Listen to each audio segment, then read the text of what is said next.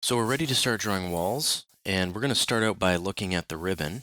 So here we are in our Revit file, and let's just get reacquainted with what we've done so far.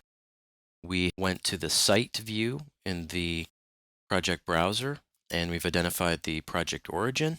We've also brought in some survey information that was in CAD, and we've also set up the levels.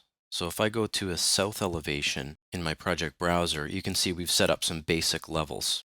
We also have some reference planes that are defining key points in our design. Let's click in the project browser under floor plans and then under top of floor 1. So that's the floor plan that we're going to be drawing on. And we can see that we're ready to go here. We have some reference planes lined up. We've also named the reference planes. So if we hover over them, we can see where we're going to be drawing. So we're looking at the wall and specifically the wall tool in the context of the ribbon. Under Home in the ribbon, you'll see there's the wall tool. I can drop down that wall tool and I can see there's wall, structural wall, and then wall by face. We're going to be focusing on just the wall command. You can see in brackets too that you can type in WA, and then that's a shortcut WA, and then that will also start the wall command. You can also just click that button right there, and that'll start you in the command. Now, once you've clicked on the wall command, you'll notice a few things. Number one, the ribbon. You'll see that the ribbon has turned a shade of green all around it. It's highlighting it, and it's added another tab to your ribbon to the end, and it's called Modify Place Wall. And then you have all the tools that you might want to use when you're making a wall. All the other tools are there. Not all are available to you though. We've already pressed the wall command, so most of what we want is going to be in this End tab. If you ever get clicking on these other tabs, just remember, if you're in the middle of a command, go right back to the end.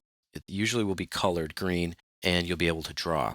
So in the ribbon, there's some other specific things we're going to be looking at. For instance, under Draw, we can choose the shape that we're going to be drawing this wall. So do you want to draw this wall in a line? Do you want to draw a circle wall?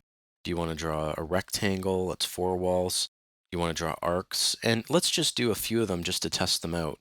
So if we click on the line command, that will be the one that you're most familiar with. It's just 2 points and then it creates a wall. So if I click on that one, you'll notice on screen there's some crosshairs, and that'll be your first point. You'll also notice at the very bottom left of the screen, it says click to enter wall start point. So the status bar, that's called the status bar, it's giving you a little bit of information as well. So if I were to just click a point anywhere for now, and then I draw it across, I click a second point, we have ourselves a wall. I'm going to hit the escape key a couple times. 1, that'll take us back to just our draw command. And then if I hit escape again, that'll take us right out of the wall tool. So let's continue. I'm going to click on the wall tool again. And let's look at some of these other ones. So the rectangle tool, if I click on that one, you pick 2 points again.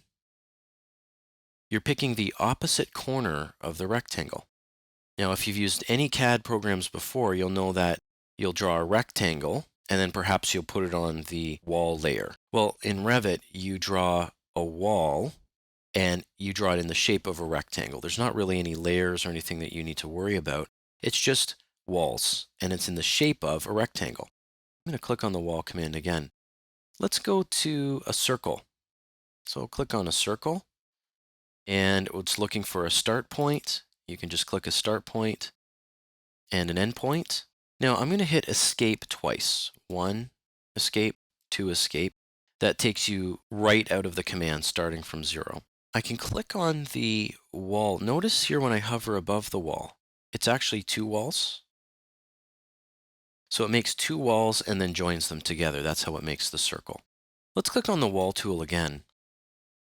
You'll notice that there's other ones here. Not all of these really apply to us for this project that we're working on. And most of the time, you're just going to be using this line tool. That's usually the most effective. I'm going to show you a couple others here that are quite effective. There's the arc. Obviously, you're going to need to know how to do an arc. And then there's also the fillet arc. So we're going to be looking at that as well.